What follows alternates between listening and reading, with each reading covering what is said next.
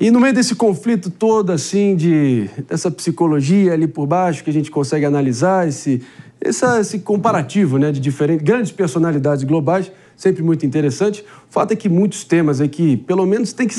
Sem dúvida alguma, a gente vai ver aquelas declarações de intenções.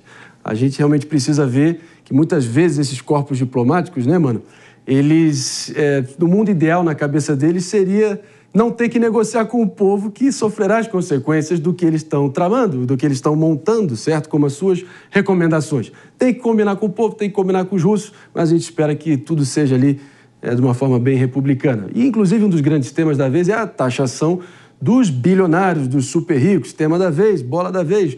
Inclusive, foi a pergunta que a gente lançou mais cedo para vocês e a gente indagou a nossa querida audiência aqui hoje se vocês acham que a taxação dos super ricos, dos bilionários, vai ajudar no combate às desigualdades. Quero muito ouvir, é um tema muito corrente, muito atual. E um sonoro 79,7% da audiência do Morning Show diz que não, de jeito nenhum, enquanto 20,3% disseram que sim, poderia ser uma boa medida. Agora, eu acho que até, enfim, tentando trazer aqui para a discussão do nosso Brasil, né? Enfim, a taxação sobre lucros e dividendos, acho que é um tema muito corrente. O próprio Paulo Guedes era a favor em algum grau. Vamos tentar entender qual é o ponto de concordância nesse troço e qual é, como diria Ciro Gomes, a terapêutica. A diferença de terapêutica. Marinho, eu tenho uma abordagem mais modesta. Eu queria que o Brasil parasse de dar dinheiro para os super ricos, que é o que a gente faz quando dá subsídio, quando dá desoneração para setores específicos. Por exemplo, tivemos a revelação ontem de que figuras como Felipe Neto receberam 14 milhões de reais em desoneração tributária, ou seja, esse tipo de transferência de renda dos pagadores de impostos, que são em sua maioria os mais pobres, para os mais ricos, isso é muito mais fácil de ocorrer, é muito mais injusto, porque a gente está transferindo recurso para os mais ricos e devia acabar. Então, na minha visão, no lugar de falar em taxação de super ricos, vamos parar de dar subsídios, benefícios e bolsas para coisas paralelas, mano. São situações paralelas, né? Dá para você tentar mudar a política de subsídio do governo federal, que está aí faz tempo, está aos penduricários, né? É bom lembrar que a Receita, pela primeira vez, divulgou a lista das empresas que recebem algum tipo de subsídio. Parabéns. Todas as empresas do Brasil recebem subsídio, praticamente. Todas. É impressionante, é impressionante. E aí tem um ponto que eu queria colocar aqui, só para falar em relação ao imposto dos ultra-ricos, jogo né? Rápido. Ultramilionário, né? O meu sonho é poder pagar esse imposto. Imagina ter 50 milhões de dólares na conta. Eu queria pagar, eu pagaria com o maior prazer 2% da minha riqueza nesse... Mas é muita incoerência, né? Muito, o G20 debatendo sobre questões climáticas, tudo, aí o Brasil, no ano de 2023... aumentou de 2023 para 2024 em 30% o imposto sobre a luz da energia solar. É diferente, cara. Foi com o imposto contra... Será que é tão diferente assim? A gente está debatendo questões climáticas. Você desestimula o setor. A gente está debatendo grandes fortunas. O problema do Brasil é o seguinte, tem uma alta tributação no consumo e pouca tributação na renda. Aí, na prática, quem paga mais são os mais pobres. Quem paga mais são os mais pobres. Porque se compra uma aguinha na padaria, eu pago o mesmo imposto do pobre que compra uma aguinha na padaria. É um absurdo. Tem que mudar o imposto sobre o consumo e aumentar o imposto sobre a renda, que é muito pouco no Brasil. 27,5% a alíquota máxima é muito baixo. Tudo bem que eu falo isso, pessoal, nossa, que absurdo o Felipe falando isso. Mas é verdade. Comparado com a França, que é 50%, comparado com os Estados Unidos, que é 30 e poucos %.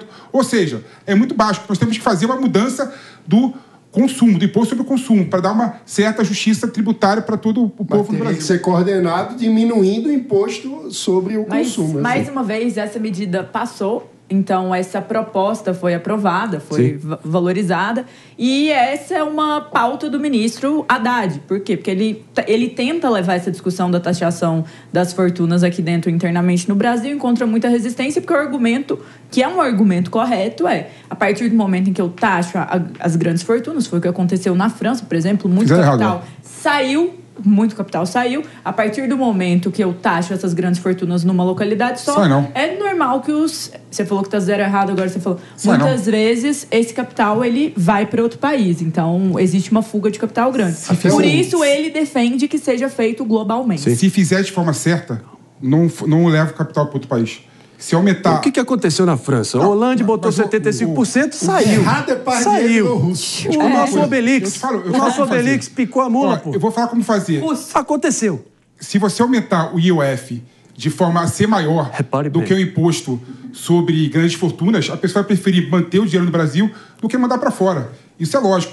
A França fez errado e se o Brasil fizer, espero que ouça o meu conselho. Aumenta o IOF para transferência internacional de modo a ficar maior do que a tarifa sobre grande fortuna. O dinheiro vai ficar no Brasil, não vai para fora, não. Reforma institucional de Brasil. Bolsa Rico, que eu quero propor uma discussãozinha aqui rápido. O Bolsa Rico tem que... Gente, o PERSE é um programa que surge, para você que não sabe, para ajudar o setor do turismo e dos eventos na pandemia. Quem que está recebendo o PERSE?